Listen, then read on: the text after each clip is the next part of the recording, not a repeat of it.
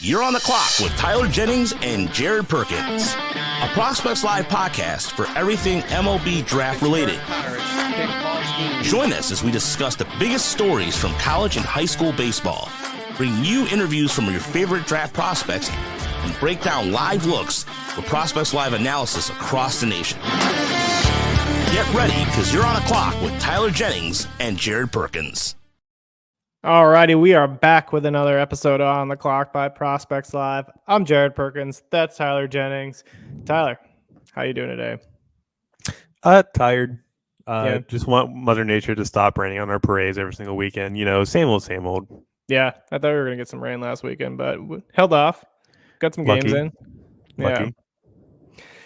So, we got some baseball news to talk about. We have some upsets that happened this weekend. We got some injuries that are not fun. We also have some live looks that both of us had gone through.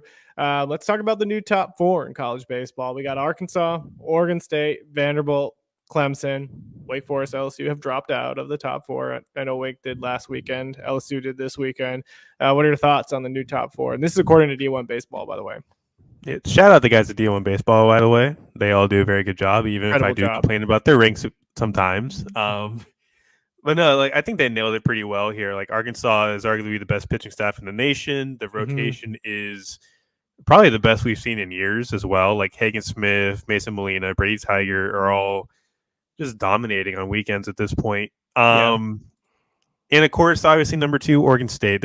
Arkansas is the only team that has beat Oregon State so far. I think, as of this point, anyways. But Travis Bazzana continues to still hit balls out of the park at an astounding rate. Yeah, he's good. He's hashtag good. Hashtag good. That's what it is. But that entire team's just loaded. The lineup's incredibly stacked. Vanderbilt, I still have some questions on pitching. The bullpen has had multiple breakdowns this year. The offense is good, though. I will give them credit. But the bullpen, I'm still just a little bit iffy on. And with Clemson, they just beat number 10 Duke. Duke was number 7 or 6 or something coming into this weekend. Not number 10. They're 9 now. Yeah, but they walk into the Jack. They beat Duke on the road. That's a very good series win for them. That was even after Austin Gordon didn't even go 3 innings on Friday against Santucci. Yeah. They did a pretty darn good job of clawing back to get that series victory. I think kind of just looking at the state of the ACC, Wake Forest, as you mentioned, is not done great. I think at this point we can just guarantee they win Saturdays with Chase Burns. Get the other days, I have no idea. After being out there for the live looks, Sunday was a day. And we were 3 hours into the game, and it was the sixth inning, I think. We were about in the sixth. 3 hours in, a lot of pitching changes, a lot of guys throwing 90 to 93, but just getting absolutely shelled. The glories of the ACC, ladies and gentlemen, by the way. But yeah, no, I think the Wake really is just lacking experience at this point. Hartle's obviously not been as good as you would like, but Chase Burns has been the storyline this year for them. And the Sunday spot's kind of been a round robin a little bit. Michael Massey's been out for a week now. From what I've heard, it's a minor injury, but as far as I'm aware, he's going to be coming back soon. Hayden LeFew has obviously struggled, but it's a freshman that's only got a couple midweek starts under his belt. Still pretty raw in terms of understanding his command and his pitch arsenal, because the stuff itself is good, but the biggest issue is the fact that the strikes are a premium right now, and just they're really missing Bennett Lee, man. Bennett Lee was really the stalwart of that defensive core last year. It also really helped that every single person on that team last year had a career year. Yeah. I mean, so you think about it, of course, they lost Nick Kurtz, who was supposed to become kind of the big guy on Friday night. And you're looking at a heart of the lineup with Jack Winay and Seaver King compared to Brock Wilken and Nick Kurtz. And so it's a lot different. I mean, it's still talent. Winay's really good. King's really good. They got bats in there. They got some of those grad transfers too, and Adam Tellier, and a couple others. But the lineup isn't really much of the problem. They still scored a crap ton of runs, but the pitching staff isn't holding up for them. When it comes to Virginia, they're kind of in the same boat, right? They hit the shit out of the ball. They just don't have the pitching staff to really hold up. They don't even have like a Chase Burns, who you know you're going to get for sure a W from. Evan Blanco's been pretty good. He actually pitched decently against Wake Forest on Saturday, but it was just he couldn't match up with Burns. And so it's just like you watch them and you're like, oh yeah, they're going to tear the cover off the ball, but you just don't know where you're going to get that pitching staff. I mean, Jay Woolfolk on Sunday, I think, went 3 1/3, maybe 3 2/3. Weirdest thing happened in that game. Blake Barker came out of the bullpen, lefty, hops on the mound, throws his warm-up pitches, and then something happened. They sent him back to the bullpen. Jay Woolfolk came out, threw to one more batter, and then he got pulled. I remember you texting me about that, and I was wondering, like, what kind of ACC bullshit is this? I couldn't, I don't know if they were saying that Woolfolk had to finish the batter, right? Because he started the batter. But usually you can still pull a guy out like after they throw a pitch to a batter. At least in the major leagues, you can do that. So I don't know if there's like an ACC rule where like if you throw one pitch to a batter, you got to finish that batter. But Blake Barker came and did his entire warm-up, and then they sent him back to the bullpen. Then he went back to the bullpen, threw a couple pitches, waited for Woolfolk to finish the next batter, and then they brought Barker back. It's nuts. Yeah, I don't know the rule on that one. I feel like during the Wake Forest Duke series, I think somebody didn't finish a batter and they still pulled him out. So I'm not sure what the deal is on that one. Yeah. Also proud of you for acknowledging curse words. Yeah. Allowing them into your life. I love it. Your dialect is changing for the better. Yeah, I'm learning from the best. You know. I don't know if that's a good thing to learn from. You know. But yeah, I just overall that series was good. I only got to go to 2 to 3 games, but I mean, watching Chase Burns live and in person is an electric factory, and probably the best highlight of that weekend for me. We'll get into some of the live looks there. We got to talk about one more upset. We had Mississippi State rolling into LSU. Or sorry, was it in Mississippi State? I can't remember. It was at the Dude. The Dude. They take 2 out of 3 against LSU. Not only did they take 2 out of 3 against LSU, but they 10-run ruled them on Sunday. Absolutely throttled the Tigers over the weekend. What are your thoughts on that? I think the Bulldogs are back. Yeah, I think they good. For what it's worth, I think this is the first time Mississippi State has physically beaten LSU either at the Dude or just in general in the past like 20 years. Or something like that. Yeah, I think it may have been just at the Dude. They haven't won against LSU in 20 years. Chris Lemonis is back, ladies and gentlemen. I'm prepared to rescind that statement in the next week or so. But like the kid of Jordan, man, he's swinging a toothpick right now. Speaking of which, Jared, you know what to do. What's that? Oh, bring up the video. I don't know if it's even gonna work. Oh, there we go. It is. Oh, okay. Whoop. Ooh, there it is. Wow, that was a struggle. Toothpick. This is from the Collegiate National. Yep. So that ball's gone, by the way. That was from Collegiate National team. The weird thing with him was I think he only had 2 at bats, and he just I think something happened with his hand. I think it may have been haymate or something. I can't remember. But he didn't come back after the first day, which like good for him because it was 115 degrees feel like out there that day. It was awful. But he was peppering the trees left and right with a wood bat. That's not. It's not like the BB cores that you see in college right now. This is just straight up wood bat, and he's just hammering them halfway up the trees in left field and the backfield at USA Baseball. So, He's good. There's some swing and miss issues, though, right? And I think that's always going to be a thing. Yeah. Just with the guys that have that kind of power, the hit tool is never going to be refined enough, but he's still going to have superstar potential because, yes, there's swing and miss to it, but also he's hitting 470-foot tanks every single time he hits the ball to center field. Pretty good. So, like, good. The trade-off there is, like, you strike out a lot, but also we get to watch somebody hit a ball 450 plus every single weekend. It's so much fun. We got to talk about Nolan Stevens, though. That man came out of the bullpen, went 5 2/3 innings, gave up just 1 earned, striking out 8.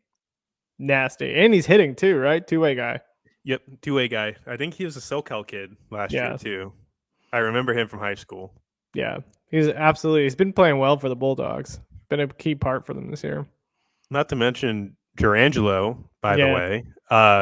Please let this kid be a righty pitcher only at the next level, man. Oh my God, he's the switch guy. Righty Durangelo is one of the most lethal things I've ever seen, and if they let him just stick as a righty, I think his draft soars as a result of it. Yeah, because I just him as a lefty, I just don't see it. I think the gimmick should just end. Mm-hmm. My boy is up to 98 from the right side with a slider at 88-90. Why are you just not staying there? Yeah, just like stay righty. You're gonna get dudes out. It'd be one thing if he was pumping 98 from the left, but he doesn't. Oh, if he was, then hell yeah, he's first overall pick. Yeah. Jack Caglianone would not exist in this world. Yeah, 100%. So that was good. Other news stories we have from the weekend. Florida State is now the last undefeated team. A&M lost 2 of the 3 to Florida. That was a really close series, though. That was kind of a battle between 2 teams that are just as good as each other. And it wasn't really like Florida like absolutely tore up Texas A&M. That was a really close series. So what are your thoughts on Florida State? I was going through their schedule a little bit just to see how they've gotten to 18-0. Not a very strong schedule so far. Yeah, it's really not been strong, and ACC kind of has that problem where they don't schedule strong in the non-conference, and then they get the conference play, and it's the same thing for every single sport they have. Yeah, football, basketball, you name it. But on the bright side of Florida State, they have probably one of the best duos of starting pitchers at the top of that rotation with Cam Leiter and Jamie Arnold. Yeah, Jamie Arnold's numbers are insane. I think Jamie Arnold has like a 0.33 ERA through 5 or 6 starts or something like that. 44 Ks in 27 and 2/3 innings. Yeah. Can I get a hashtag good on that? Only 5 walks. Hashtag good. That's our new thing. Hashtag very good. Yes. Yeah. What was it? This past week, I think he struck out 12, which is a career high against Notre Dame. Cam Leiter, if we all remember, 1 hit, 5 innings with 13 Ks on opening day. And like Carson Dorsey's really good at the bullpen. The lineup's pretty deep as well. Cam Smith is just tearing the cover off the baseball. Yes, it's a weak schedule, but this team is very talented. Yeah. And I'm not sugarcoating that whatsoever. They're deep up and down the lineup. The pitching staff is pretty deep, even without Gavin Adams. Gavin Adams is out for the year. Yeah. With TJ. So kind of it's a little bit of a revolving door for that Sunday spot now. But if you can win with Cam Leiter and Jamie Arnold, those 2 might be the best 2 pitchers in the draft class next year for 2025.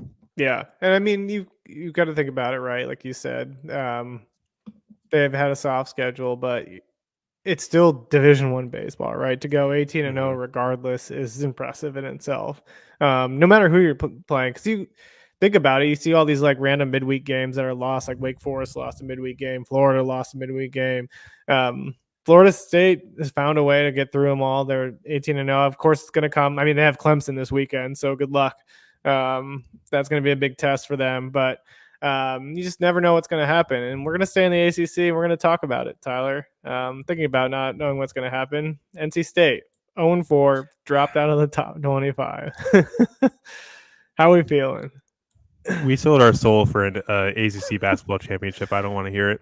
Oh, it was not an impressive week for NC State. Lost their midweek game to UNC Greensboro. If that name sounds familiar, that's the same team that beat Wake Forest midweek as well. Whoever their midweek guy is should probably become a weekend guy at this point. NC State's pitching staff has not been great. Gave up 31 runs in 3 games over the weekend to Georgia Tech. Not what you want to see. Those pitching struggles have finally come back to bite them. They have a team ERA of 6.53. And they're welcoming Duke into town this weekend. So I don't think it's going to get any easier for the Wolfpack, especially with that lineup that Duke has. So are you going to go see Duke, NC State? No. UNC, Georgia Tech, depending on weather. Mentioned top of the show, Mother Nature is just really just really grinding our gears right now. Yeah. No, she's being a grade A bitch right now.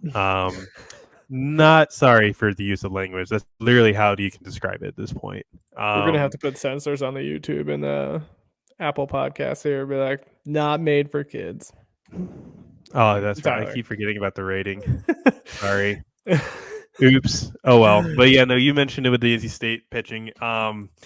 It's just not been good, and this is probably the deepest staff they've had in quite a while. But it's also a lot of inexperienced freshman arms. So there's that kind of going into it as well. Dominic Fritton's not been great. Sam Heightfield's been off and on. Logan Whitaker's probably the best arm in that rotation right now. And even then, just like, can you hold a lead? They had I think they were up like 8-3 on Saturday or something like that, and they lost 9-8, or it was 8-7 or something like that. Yeah, not great. But hey, on the bright side, they beat Coastal at home last night. So like, we can look at the positives. That's a ranked win. Yeah. I mean, how much midweek bump are they going to get? It's Coastal. They're a top 15 team. I know, but it's still a midweek win. Like, how much weight is that going to carry in the rankings? They're going to get them bumped up in the. Well, I mean, they have to at least probably win at 1 against Duke. They need to win the series at Duke if they want to be ranked again, in my opinion. They're not going to do that. Never say never, Jared. We won an ACC basketball title. We're going to go ahead and beat Texas Tech tomorrow night, and then we're going to go ahead and win the series against Duke. Okay. We'll see. I am not a homer. Good luck with that one. Moving on to our live looks. Speaking of Duke, you were out at Clemson and Duke. How was that series for you? Pretty fun. I've had people tell me that the Jack is not the greatest field. I actually kind of like it. Kind of like it. It's small. It's like a local field vibe. I like it. It's easy to access some of the stuff to get film on. But yeah, Jonathan Santucci went 5 innings, struck out, I think, 11 or 12 on Friday. It looked really, really good, despite the fact that the command still kind of sucks. Yeah, but he flashed a changeup, got a couple swings and misses on it to Will Taylor. Cam Conrella, Will Taylor, by the way, not the greatest weekends for them. You can definitely see the tools that Canarella has. He's a really good defensive center fielder. Likes to slash the ball more than get really into his power, but also at the same time, like, he can flick it oppo pretty easily. Will Taylor's kind of a little bit disappointing. I know he's been BABIP'd a little bit. I think he's got a pretty low BABIP, but I kind of don't know what he's looking for it to play a little bit. It's kind of rough to tell. He's not the same athlete he was coming out of high school, where he could have gotten like $4 or $5 million for the fact that he was a potential power speed guy. But I think now it's like above average speed. Plate discipline's got to get better, in my opinion. It's not bad. He doesn't chase much. I don't think there's a ton of whiff. I kind of wonder what he's kind of looking for. He'll rack up long, but there's a couple of bats where I was wondering, it's like what are we looking for here? I just it didn't really tip off to me that this is a guy that could be like a comp round or early second round guy. So I'm gonna wait and see if he kind of turns the corner a little bit. It didn't really turn the corner for me at all. Will you get another look at him later on? Probably not. Yeah, Clemson doesn't come back up here, I don't think. But I'll be watching from home or wherever I end up being on the weekends. But I will say, Tristan Smith and Aiden Knack, the Saturday, Sunday starters they have for Clemson, pretty good. Right. Tristan Smith had went career high 6 innings, struck out 10. He's kind of the same boat with Santucci, where like the command's not great, but it's serviceable. He kind of started off rough, but then he retired like 7 straight at one point, looked really good. 91, 94, bumped to 5. Changeup is what surprised me a little bit, because this was a guy in high school that like didn't really have much of a changeup, kind of relied more on like a slurvy or breaking ball. Changeup, it flashed above average for me. It looked pretty good. He really granted, this is kind of like tangent a little bit, but like when I see somebody try and like dot a changeup away from a lefty while you're also a lefty and get the strike called, I'm sorry, that is beautiful. Yeah. He did that a couple times, and it was a beautiful piece of pitching, man. He has confidence to throw it any count, throws a conviction, really fades away from righties, and he can throw it to lefties with confidence. I enjoyed it. That's awesome. And then even Aiden Knack, like this kid he missed like 5 bats in the first inning. He was up to 95. This was a kid that Ian Smith of PBR can probably tell you this much. I did not like Aiden Knack as a junior in high school. I thought it was kind of like this is kind of a kid that's like struggling to not get barreled up all the time. Yeah. Came to NHSI last year, looked really good. He shoved against a really good team. And then now he's at Clemson. Now he's pumping 5s with a diabolical changeup, and he's got a breaking ball. Insane. He looked good. Yeah. And he was efficient despite the fact that he got hit. Like he allowed like 9 or 10 hits. You got to love that development progression example though, right? Because the fact that you can kind of go back and reflect on that outing, but still be like, oh yeah, I see the improvement. I see what's changed. I see where he's now becoming the player he is today, instead of being like, oh, I'm right. I'm not wrong in my initial scouting of him. So I think you get that a lot from some analysts where they're like, nope, my first take, this is what I believe. I can't be wrong. But I love how you're just kind of built and progressed on that. Yeah, no, it's like I can't just knock on the guy for something that happened 2-3 years ago at this point. For sure. Like he looks stronger, he looks bigger. He, like I said, up to 95, and he's allowing it to eat up in the zone, man. That's nice. He's 2026 eligible. He might be really good then. Love it. I can project on that a little bit. And like again, got knocked around like 9-10 hits, still efficient. I think he went like 5 2/3 or 6 innings complete, struck out 9, no walks. Like it looked good. Looked very good. We got to talk about one guy that I do have a video for. We talked about him last weekend. AJ Grosskopf hitting absolute tanks. We'll watch him one more time. Probably many people thought it was a double. For people that thought it was a double. People thought it was a double. The at bat following was a double. That was a home run. Yeah, I mean, I wrote it up in the live looks that we put out this morning. This is a kid that could be one of the best bats in the country in 2026. Yeah. I firmly believe that. Doesn't whiff, doesn't chase, is really good plate discipline. Whatever. I think Dan Valerio is the guy that's really worked with him hard on changing the stance a little bit. Like, he was a wide base in high school. Mm-hmm. He's more stood up. He's got a narrower base. There we go. And just it's allowing the hands to really explode through the zone. It looks really good, and it's easy power. Yeah, I really enjoy that kind of bat. And someone mentioned a Griffey follow through. I think somebody might be on that one. But yeah, that one he got a changeup over the plate, hit a laser out to right field, barely got out, but it was like 102 off the bat. Then the double, the following at bat was 108 off the bat. Almost won the game for them, by the way.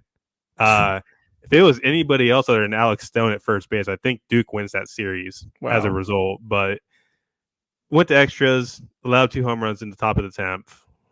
Can't do Didn't that. win it, but AJ Grosskopf really did look good. I'm excited to see how he progresses with Duke. Duke has done a really good job with developing, like making Winslow's turn into a really good freshman stud.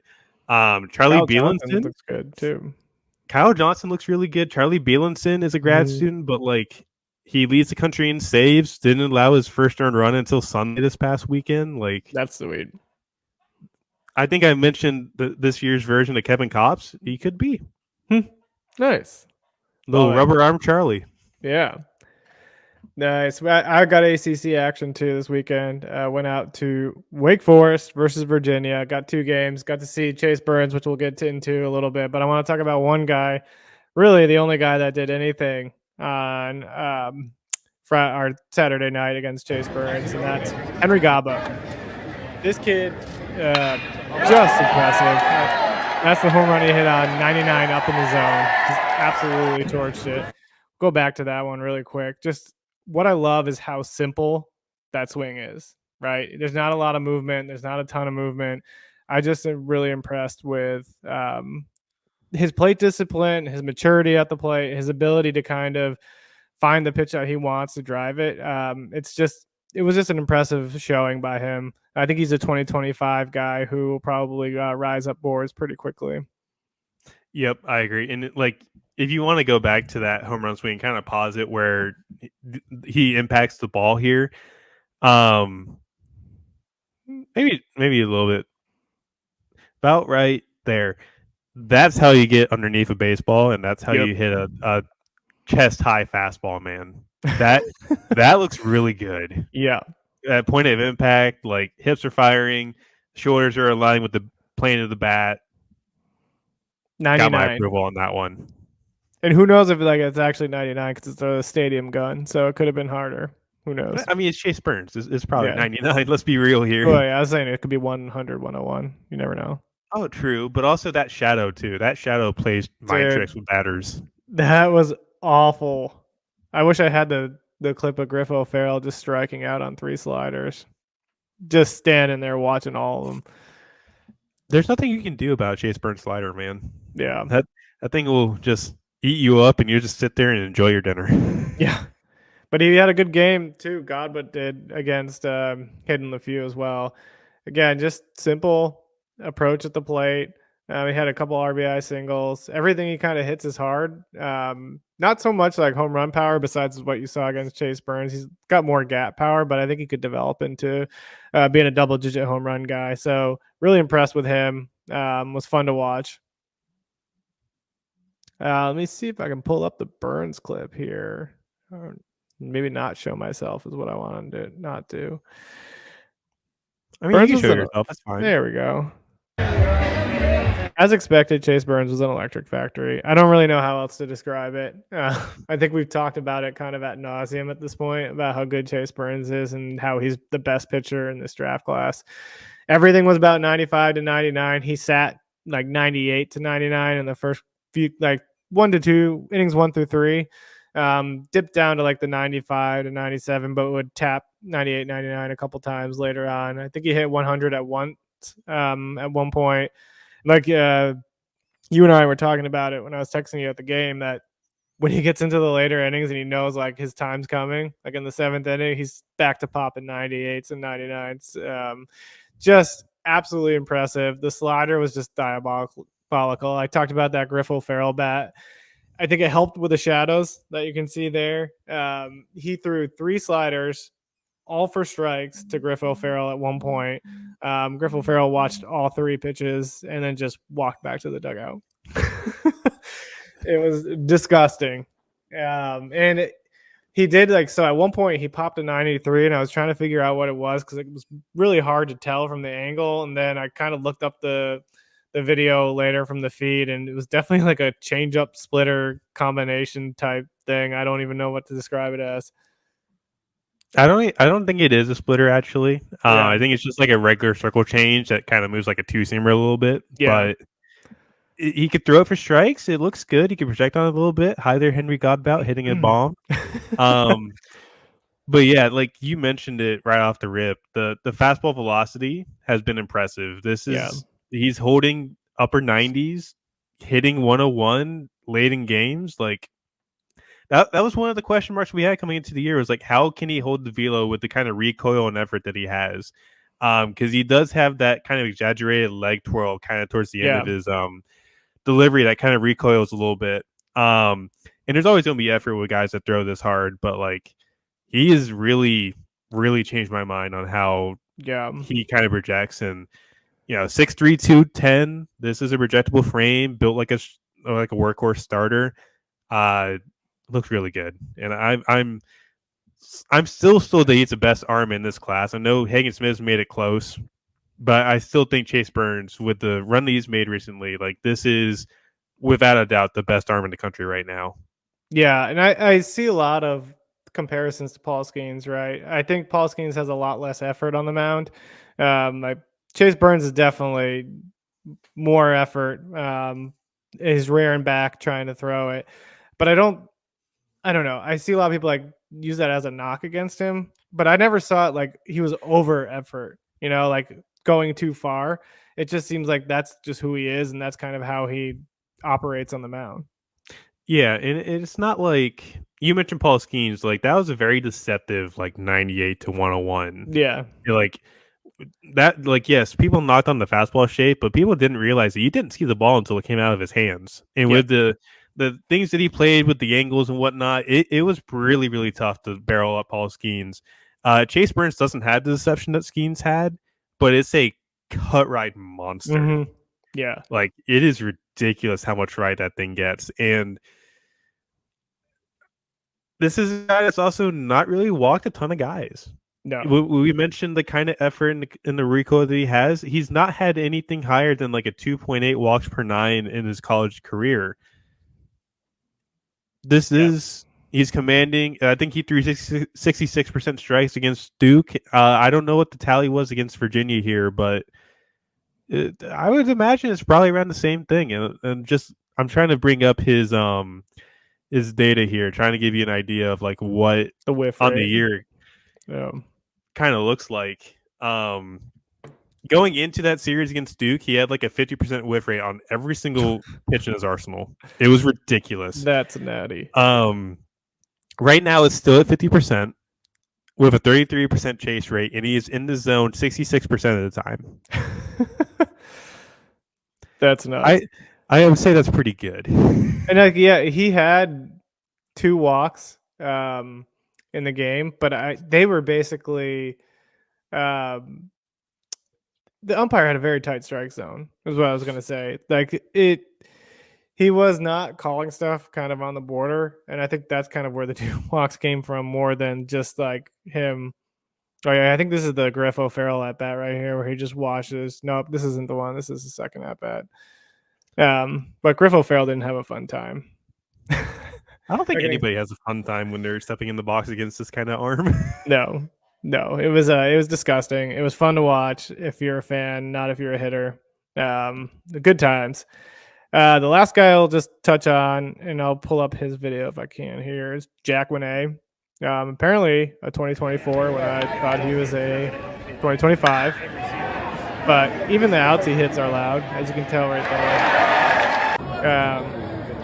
He's aggressive in the strike zone. Like he'll if he gets his pitch, he's gonna swing at it. So that's the one thing I really liked about him. But he makes good swing decisions, so it's not like overly aggressive where he's chasing things out of the zone, getting a ton of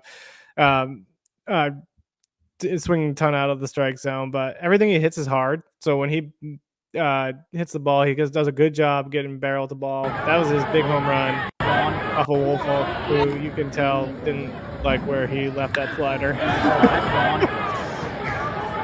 Just a hanging slider, absolutely torched. But he was just don't leave a slider there, man. Yeah, it's right middle in basically. The one question I have about him is kind of where he's going to play defensively. I know he started out a lot in left field for Wake, moving to first base with Nick Kurtz being out with the injury for 3 to 4 weeks. So I'm assuming he's going to get a ton of playing time there. I know he's played some third base as well, but it's kind of below average defense from what I was reading from previous write-ups. So I'll be curious kind of where he finds his defensive position.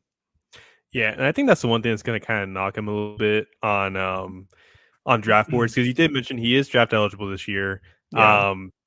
Defensively, I would like to kind of see him play more third base, if anything. I just don't know if that's going to happen. Adam Tillier is kind of blocking him over there. Nick Kurtz is going to come back at some point. We have heard good news on that. I can't really dive into that fully, but from what I've heard, it's not as bad from what we feared it could be. So he'll be back at some point. I'm not sure when. 3 to 4 weeks is slow.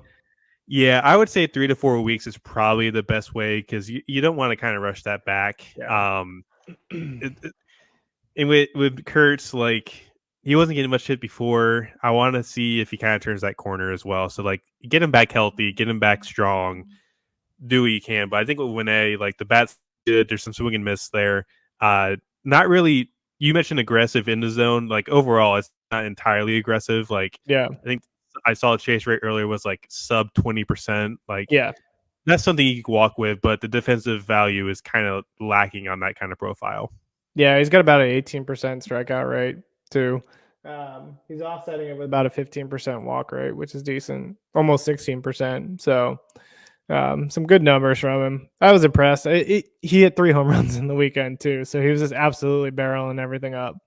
After he didn't hit any for me, what the heck, Jack? Come on. Yeah, did his best Nick Kurtz impression to fill in for Nick Kurtz.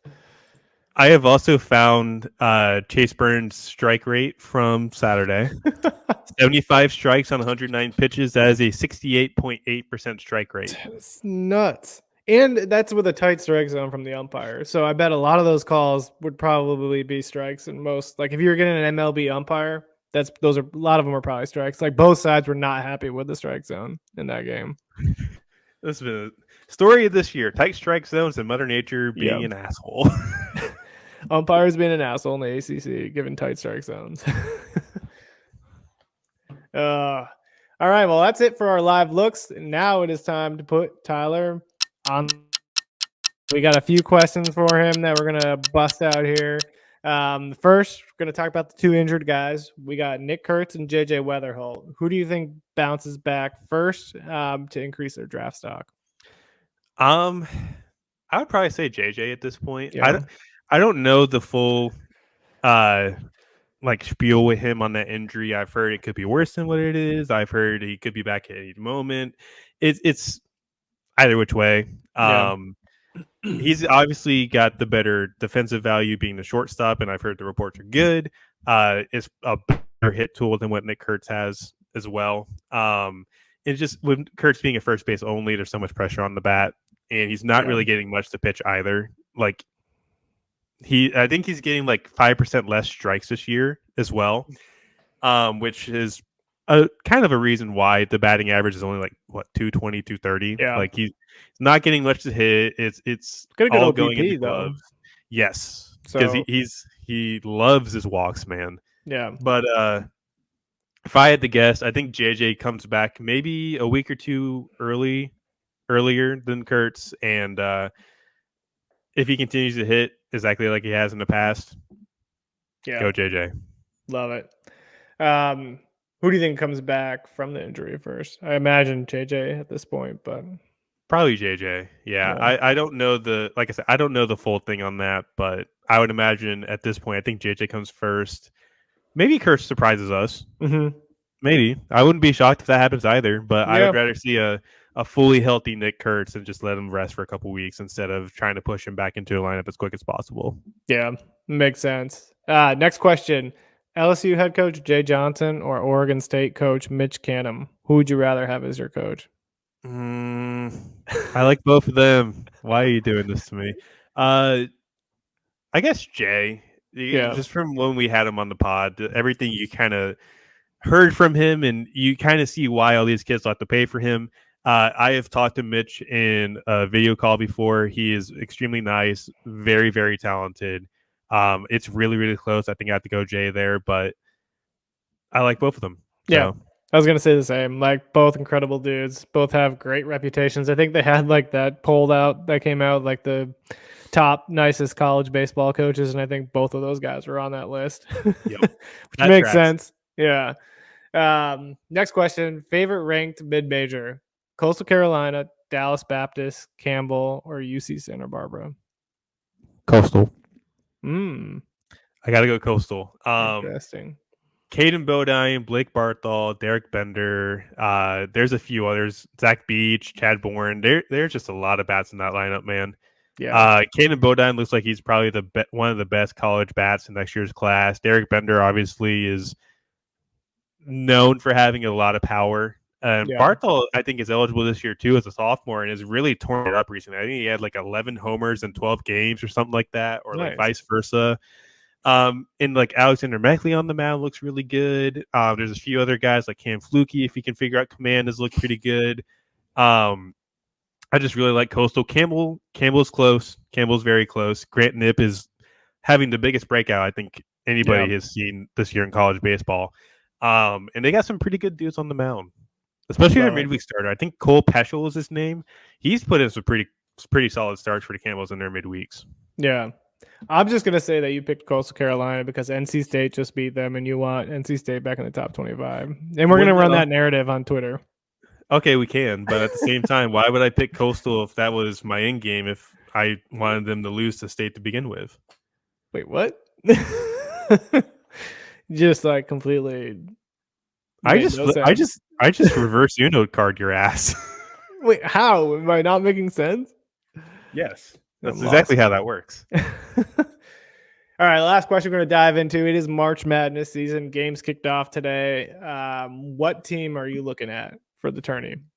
Besides NC State, because we know they're going to win the whole thing because whatever. I'm not that delusional, dude. Well, maybe. Okay, I am delusional, but not that delusional, okay? We don't have to tell the world about that. I still haven't filled out my bracket yet. Come on, man. I wait for the first 4 games to get done because there's always going to be a first 4 team that's going to end up in the Final 4 or like Elite 8, and I'm going to get it wrong because that's just how it goes. But if I had to pick one team to kind of win it all, I would probably say like Houston. I think the Houston Cougars are going to look really, really good this year in the tournament. Second, probably UConn to go back to back. I don't know. I'm kind of divided on that, but if you want me to give you like a team that I feel like is going to go deep, that's a mid-major and surprise some people. Samford. Samford against Kansas is going to be a really good first round matchup. I think Samford upsets Kansas. Interesting. Really? Yes, I do. Huh. I don't know if I believe you. Okay, we'll figure that out here. I should probably do a bracket though before I start making calls. Do you want to? We'll do like a head-to-head bracket. See who's better. You said games start. The play-in games are happening right now, right? The first 4 is tonight. Yeah. The second night is the first 4 is tonight, like right now. Oh my God! Virginia got absolutely stomped. Oh, you just made Daniel sad on that one, man. You didn't have to do that to him. My bad. Colorado State. Okay, wait. How did Nevada make the tournament? I guess Colorado State won the conference championship and probably had a worse record. That makes sense. Yeah. The Mountain West was good this year. I'll give them that much. But I think Samford plays Kansas like very late tomorrow night. So yeah. It's cool to see Howard get a playing game. Nice. I think they lost their playing game actually.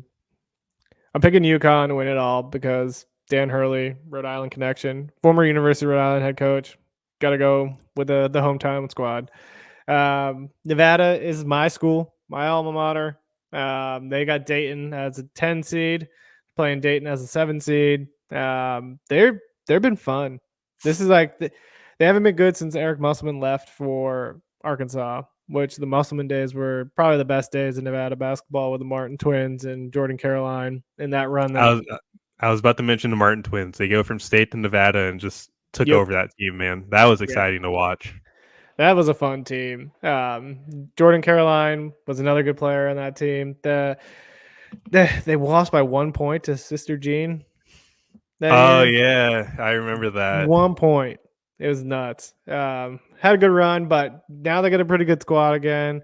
They got the new head coach who came over from UCLA at one point, Steve Alford. So hopefully they can make a run this year. I would love it. Games tomorrow, so I probably will be trying to pay attention to work. Well, it's at 4:30. I'll be done with work almost. Yeah, we'll see what happens. I'm fully prepared for my bracket to be busted on the first game. Yep, I'm gonna fill that out tonight before I forget. Well, as soon as the Boise State Colorado game ends tonight, I'm starting it. Yeah. So the play-ins are. Yep. Because I know, like I said, I know one of those first 4 games is going to turn into a deep run, and it's going to be the one that I pick is not going to be the team that does it. Wild part about March is that we're like a month into the season now, which is dumb. I hate when we get like this far into baseball because it means it's getting close to being the end. No one wants that. Yeah, that's true. But hey, it means we get our top 200 draft prospects coming out this upcoming That was going to be my next question. What is the new content we got coming? So as of right now, I'll be working on the live looks from the end of this month. So like the Clemson series, Georgia Tech, UNC. I get to go back to Duke for Virginia next week. That'll all be into one. So you get more video from all of us. But the big thing, the top 200 draft prospects is going to drop probably Monday or Tuesday. from recording. We're recording this Wednesday night, so I'm going to work on. We've already got the names in place. I got to clean up some of the blurbs, get everything wrapped up there, but we are going to get that out here shortly. Expand to 200. We are tinkering with a soft paywall on this one, so we haven't figured out a full pay on it yet, but I think it's gonna be something like $5 for the full list, and we'll get like the top 25 and like the format that we've had for the individual prep and college lists. But for anybody that is going to complain about that, I'm doing this solely for the fact that I want to get my own people paid. I feel like everybody deserves it here. They all do a fantastic job. They deserve the right to be paid properly. Yeah. And that's not a shot at anybody here at the site, by the way. That's just my vision on how I want my employees to be treated. So I'm, like I said, we're going to be tinkering with it a little bit. I'm not sure exactly the plans on it, but as of right now, expect a soft paywall. But I'm still excited to put the 200 out. Yeah. Yeah. I mean, you talk about like the soft paywall. We have guys going out to games, staying overnight, paying for hotels, paying for gas to get there. We love doing it, and don't get us wrong, but there is a financial aspect to it that we all have to deal with, and like the little bit $5 to get the top 200 list provides a little income for those who are out there grinding and trying to get the footage that everybody loves. So yep, we all appreciate your support. That's for sure. Yeah, and it's not just me and Jared. Like Will Perry's out there right now getting Eastern Kentucky and Dayton. I think even like Jake Bardry's been out there in Pennsylvania doing a good job. Rekka's going out. Will's doing Georgia. Yeah. We got a lot of dudes to go out and do amazing stuff, and we all appreciate the support. This is something that I think is going to be positive for all of us. And it's something that I want to have us enjoy. Like, this is stuff that we all like to do. It gets us away from our day jobs. And we've done a good enough job at this point that I feel like we are definitely in the territory to be financially compensated properly for it. And this is one way to do it. So I understand that somebody's going to be upset about it. But at this point, this is something that I want for everybody at the site. And everybody and that's the thing is, like, all the live looks articles are still going to be free, right? The podcast is still going to be free. You'll be able to get stuff, all the YouTube videos, all free. So you'll have access to most everything. It's just one little item that can hopefully help out some of the guys. So, yep. And we will appreciate anything at this point, to be honest. Speaking of that, you had a live looks first half of March drop today, I believe, or yesterday. This morning, yeah. Yeah, check that out. Bunch of Chase Burns, AJ Gracia, Jonathan Santucci, all the fun things in there. Trey Savage too. Trey Savage, absolute monster. We have other things coming up. I will have a live looks matchup coming up for Wake Forest, Virginia at some point. The video is all on YouTube for the Wake Forest guys. I'll be uploading the Virginia guys. Got those videos done, so those will be going on the YouTube channel here either this weekend or going into early next week. So we got more new video there for you. But yeah, and we do have an incredible interview with South Carolina pitcher Roman Kimball that will go right after this intro.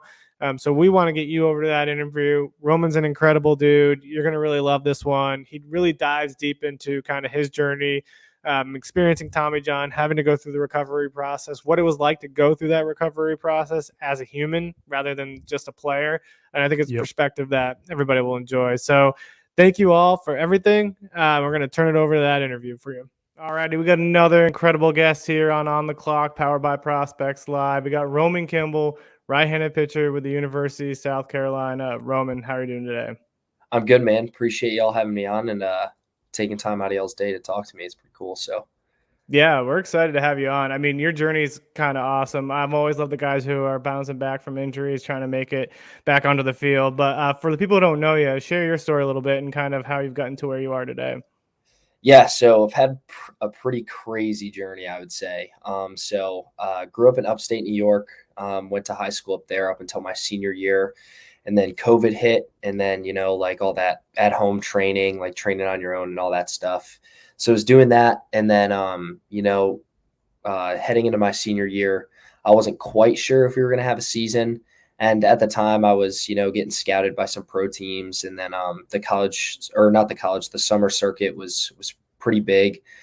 So, I mean, I wanted to make sure that I had played my high school senior year to be ready for the summer and, just to face some competition and stuff like that. So decided to go down to P27 in Lexington, South Carolina, which is about 20 minutes away from South Carolina. And so that was kind of the start of everything, so played my senior year there. It's basically like a baseball academy type deal. It was pretty cool, great experience. Definitely got me ready for college. And I've always been kind of a younger guy, like for my grade. So when I left home, I was 16. So left home at 16, went to P27, was pretty much thrown into the world on my own, had to, go to the grocery store, do my own laundry, cook for myself, all that good stuff. So yeah, so played my senior year there. Then I committed to Notre Dame in my sophomore year of high school, I think in the fall. So I committed really young. I had just turned 15 when I committed. Wow. So yeah, I think there's rules now where you can't commit to a certain age or something, but yeah, so went to college, went to Notre Dame my freshman year, threw a good amount of innings for a freshman. Obviously a really successful team going to Omaha, and we ended up winning a game in Omaha, which was pretty cool, and beat arguably the best college baseball team in the history of college baseball in Tennessee at their place in the Super Regional. So that was a great experience and something I'll cherish for the rest of my life, just to be able to go to Omaha and, see the atmosphere and everything. So that was super cool. And then, so coaches ended up leaving at Notre Dame. And, Notre Dame for me was baseball wise, it really wasn't kind of what I was looking for. P27 going there and, coming to some games in Columbia, like you kind of see what the atmosphere is like here compared to Notre Dame, where you're lucky to get like 100 fans on a weekend game. It's a lot different, and coaches ended up leaving. And then at that point I was kind of like, well, I think I might just kind of put my name in the portal, see what kind of offers I could get, stuff like that, and just, play the field a little bit. And then, first spot I wanted to go, like I told my parents and my advisor and everything. And I was like, look, like South Carolina is the place I want to be, like going to games there and seeing the atmosphere and, just the SEC and everything about it and stuff like that. So it was really a no brainer. So once South Carolina showed interest, it was pretty much a no brainer for me to kind of, come here and be a part of this team. Yeah, I love that. The first thing you kind of stuck out to me too, you talked about like leaving home at 16. What was that transition like for you at that young age, going out on your own and kind of having to do your own thing? Yeah, I mean, it's definitely an eye opener for sure, because you're just kind of thrown into it, and you got to figure things out yourself. And for me being so young, I had to pretty much grow up really fast and mature pretty quick. So living on your own, you got to be self-disciplined and determined, and you got to be able to have a schedule and, set things here and there and stuff like that. So I felt like I learned that pretty quickly and have kind of implemented that into, your daily life. And I feel like it's gotten me pretty far so far. So, to be able to establish that and figure that out at a young age was super important. Just like, what do I need to do on a daily basis to make sure I can get everything done that I want to get done that day, and how am I going to get better? So it was super cool, and definitely got me ready for college pretty quickly. And the transition for me from going to P27 to college was really easy, because at Notre Dame, like, you have to live on campus. Mm-hmm. So like there's dining halls there. So like I didn't have to cook or go to the grocery store anymore, which is nice. So I'm like, oh, that's 2 more things I don't have to do. So it was definitely a super easy transition going from high school to college, because I know a lot of people struggle with that. So it's definitely hard. Like if I didn't go to P27, it would have been a lot more difficult for me to kind of get through that stage of like, all right, like I need to adjust a little bit. So it was definitely very helpful to kind of have that in my back pocket. Yeah, I love it. You talked about kind of getting yourself adjusted to college too. Talk about having that first year as a freshman at Notre Dame and that experience and kind of making it all the way to the College World Series. How did that journey kind of help you in your own personal development on and off the field? Yeah, for sure. I mean, it definitely shows you like what it takes to get to Omaha. Like, the other day we were just talking about it. Like, you got to sacrifice a lot, and you got to give up a lot and put a lot of hard work in to get get to Omaha because, like we have a couple other kids on our team like Gavin Cassis and Parker Noland and Coach Kingston has been to Omaha. Monty Lee's been to Omaha. So we've got a handful of guys who have already been there, and like it definitely takes a lot of hard work to get to Omaha because there's 300 teams competing for a spot and only 8 get to go. So you gotta grind your ass off to get there. It's a grind for sure, but to have that experience and see how the team prepared and what we did on the field and off the field, and just the preparation and the hard work that we put in when I was there my freshman year really showed me and kind of paved the way for what it needs to look like for the rest of my college career. So having that in my head and being able to kind of transfer that and talk to the coaches about it and some of the players who are curious about like what it was like to be in Omaha. It's cool to be like that guy that people ask because you've been lucky enough to experience it. So it's cool to have that experience and be able to kind of talk about it and give information and kind of help other people out if need be. So it's definitely a cool experience to have. Yeah, that's awesome. Tyler, turn over you. First off, respect the Florida Marlins cap you got on. Such a good hat. I wish they would bring it back. Kind of biggest thing for me, I remember watching you as a prep and liking the Arsenal then. But what's changed since then? Like, has there been any sort of like additions to the Arsenal or any like metric changes that have really stood out to you, even through just getting to Columbia? Yeah, for sure. So I remember in high school, I was, the fastball was really good. The fastball's still the same. Lots of ride, low release, good vertical approach. Curveball's changed a little bit. When I was in high school, it started to get a little bit more slurvy type. And now it's kind of more of just a true 12-6. I started spiking it instead of throwing it with both fingers. And the velo's also kind of increased on it a little bit too. That was kind of a transition from Notre Dame to here. That was something I worked on with Coach Parker last year. Was just kind of because it was starting to get a little harder, like too hard to the point where it was kind of turning into a slider compared to just a curveball or more of like a power slider type deal. So he was like, I think if you can kind of just get that to be more vertical and kind of take some velo off of it, that it'd be more effective, and then throw a slider as well. And then so, getting surgery and then coming back, like I kind of realized I was like I really need something that is going to move horizontally away from a righty. So I started throwing a sweeper this year, and it's been really effective. I've started throwing it a lot more, and it's the velo's there on it. I think it's been like 80 to 84 in pretty much all my outings, and I think it's averaging anywhere from around negative 15 to like negative 22 inches of horizontal. So yeah, it's been really effective for me to throw that and then, mix the curveball in there too. Cause there's been a couple instances this year where like, I'll throw a backdoor slider or a backdoor sweeper to somebody. And like, it'll just kind of be a freeze pitch just cause like I could back up a curveball on that at bat or something. And then, it could, and then they might think that that's like a backed up curveball, whereas like the sweeper is going to kind of come back into the zone. So it's definitely been effective for sure. And it gets a lot of ground balls, which is something that I really don't get much because my fastball plays a lot up in the zone. So a lot of guys are normally under it. So to be able to kind of throw something like if guys on first in a close game, just kind of throw a sweeper low and away and kind of get a ground ball to the second baseman. Like that's something big that I really needed for the Arsenal. I feel like it's paid off so far this year for sure. Yeah, perfect. And then like you mentioned recovering from Tommy John, kind of just go through that process as well. Yeah. So one part I forgot to leave out talking about earlier was, transferred here and then started throwing in the fall scrimmages. And, I played summer ball in the Cape for Chatham. And so I think I threw like 20 something innings there. And, at the end of the summer, like a lot of the teams are pretty depleted with arms. So I think I was throwing like every 4 or 5 days in the Cape. And that was definitely a lot.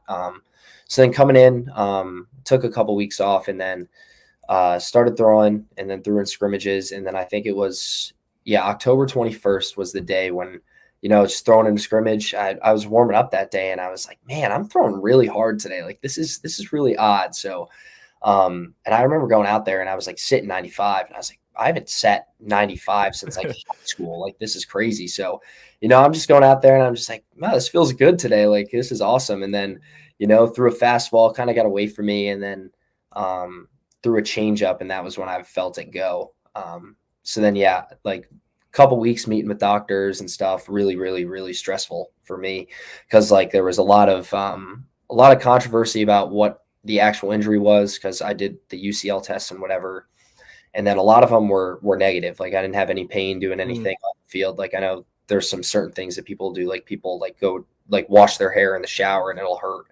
But I really never had any like pain doing anything like that. So it was originally diagnosed as a flexor strain and then ended up getting some MRIs on it and stuff, and then ended up finding out that it was torn. So then 14 months on the sidelines, which obviously is the last thing you want to hear as a player, especially when you're transferring to a new school as well. So yeah, but I mean, talking about like the rehab and stuff, like it's a grind. It is a grind. People definitely overlook how hard it is to come back from Tommy John and be the same player that you were before. Like right now for me, like I'm going out there and like I'm feeling good, like my body feels good, but you're still not quite 100%. Like before I tore my injury and like I transferred to South Carolina, like my command had finally been like elite. Like I was throwing everything where I wanted to, and I still feel like I haven't really gotten that elite command back yet. And that's normally like the last thing that comes back from Tommy John for most people. So I feel like as the year goes on, it'll get better. And, you know, like you're still kind of like, I'm still relatively kind of new to coming out of Tommy John still. Like I was cleared like a week before the season to start facing hitters. So it's still relatively new. So like once you start getting in the repeatability of the delivery and you can kind of feel your body a lot more, like that's when things will really start to take off. And now I see why pro teams like have their guys sit out for so long, is because they want them to be like 100%. But you know, it's different in college because, you know, you want to come back and you got the draft and everything. And, you know, guys, the coaches are looking for you to help. So it's a lot different in college. Like, I'd be curious to see what it's like at the pro level, like on a day-to-day basis. Cause you know, you kind of see guys like how long they're out for and stuff like that. But on a day-to-day basis, I think it'd be a super cool thing to be able to see like what a pro team has their guys go through. Cause, you know, like the day-to-day is super monotonous, especially when you get the dog days of it. Like I remember months like 4 through 5, it was like you're basically going to the field every day and you're doing the same exact thing. Like, because most of the time, like the first 6 weeks are pretty nice because, you know, you can't really do much. But like a lot of people struggle with that too, because they're like, oh, like I feel like I should be doing something. And like, I'm just like, nah, you just got to sit there and, you know, you can't do anything. It's just how it is. So, but like you're getting the brace moved around and then you get the brace off after 6 weeks and then you're like feeling good and you're like, man, like I can finally do normal stuff again a little bit at least. Like I don't have to like do everything with my left hand. Like I don't have to shave my face with my left hand or eat or anything like that. So, and then like you get some new exercises every couple weeks normally. And then like once you get to that like 4th or 5th month though, it's like the same thing every day. And then you're just like, man, like this is brutal because you're just going to the field and it's like, well, I don't get to do anything new today, or there's really no excitement, but you know, you just got to grind through it. It's definitely super hard. And then, you know, once you get to throwing, it's pretty much like, all right, like this is feels like yesterday. I just had surgery once you're done. So it's pretty quick once you get through that 6 months of no throw. And then once you get to that, and then it just kind of takes off on you, which is pretty cool. Like the whole experience was definitely really cool. And it's super challenging mentally. So, you know, you feel like you come out pretty mentally tough when you're done. But yeah, I mean, it's definitely a grind and it's super difficult. People really don't realize how hard it is. So I think I was gonna say, I appreciate you kind of bringing in the human element to it, right? Because I think a lot of us as analysts, as we're like analyzing for the MLB draft and things like that, everybody's like, "Oh, is he coming back and healthy?" Like that's the only thing that they care about. But no one kind of realizes or like focuses on what they actually go through during that process to get back on the field. So the one question I got to ask too: what were your emotions like when you did get back on the mound? Right when you finally threw that first pitch in a game? Yeah. Man, it was insane. Like. Yeah. And I'm like a pretty emotional pitcher too. Like I'll pitch with a lot of emotion. And so like my first couple weeks out there, like, it's just like, man, like I'm so excited to be able to be back out here. Like I've grinded my ass off for the last year and a half. And it's just like, you're finally getting rewarded for all that work you put in. It's like that like sigh of relief, you know, and it's something like that first outing that I had, like, even though I only threw 2 innings, like it was something that I'll remember for forever. Like it was insane, and to be able to do it in front of founders and with the home crowd and having people watching you, and like with all the social media stuff that I do and stuff like that, like all the fans here have been super supportive. So to be able to like have a bunch of people coming up to me after the game and being like, man, congrats, like that's so awesome, like to be able to see you back out there was great to see, and we're so excited for the year. Like that's awesome, man. Like that was so cool to be able to have that whole day, and it was just awesome. So there's really no other way to put it. It was just awesome. Love it. Shout out the Gamecock fan base, by the way. I do love those people a lot. Yeah, you do mention like getting back from rehab, like that put me back in like high school PTSD a little bit. I didn't throw, I did cross country, but like my senior year, I had a grade 4 stretch fracture I ran on for 3 months. Not the smartest idea, but just a little bit. But I mean, my mentality was I was going to run through it until my leg kind of like fell off, and I PR'd my final race. But then my doctor was like, "Yeah, you're out for like 4 months because you're basically going to break your leg in 2 on the next run." So hearing that like put me back to those days of like, man, I'm going to practice to help coach out and just not do anything for like 2-3 months until like start doing the same stuff every single day for like 3 weeks. That just put me back to like high school days, man. Yeah, it's definitely a grind for sure. Like the dog days are the worst too. Like you're just showing up and you're just like, man, like I got to do this again today. And it's just it's like, man, like, can I just do something else? It's brutal, but like I'm just happy with the way that I just grinded through it and feel like I attacked it really well. And I've obviously I feel like, it's going to pay off in the long run. All that work that I did just to be able to get back out there. So it's great, man. It's awesome. And I'm glad that I had that experience under my belt too, because it just kind of mentally toughens you up. So. Yeah, I love it. The last question we always ask guys, and then we might go into some rapid fire here after that, is what are some of your passions outside of baseball, right? What do you like to do for fun when you go home away from the field? Yeah, definitely the social media stuff for sure. The YouTube channel is kind of been the big thing for me off the field for the last like 3.5, 4 years, I think it's been. So, and then ever since I got here, it's just kind of really taken off, and the fan base loves it. So it's just super cool to be able to show the personality and show other people's personality on the team, because that's what the fans want to see. So I think it's a great thing for the game, and people enjoy it. But yeah, I mean, I also like to golf a little bit too. So getting 6 months off of golf was not ideal either, because when I'm not playing baseball, I want to go play golf. So it was definitely tough, but being able to get back out there was great. So yeah, especially during the summer too, because I spent the summer here, so got a lot of free time on your hands. Just go hit the links a little bit with the boys and have some fun. So love it. All right, now we got to hit you some rapid fire questions because we are on the clock. So we're gonna throw some your way. We got. I believe I have 3. I'll see if Tyler's got any as well. But what's the go-to food spot in South Carolina for you? Ooh, tough. Say Tsunami. It's like a sushi place. Hibachi place. It's good. Love it. You talked about social media and how you're big on social media. So IG Reels or TikTok? What's the go-to?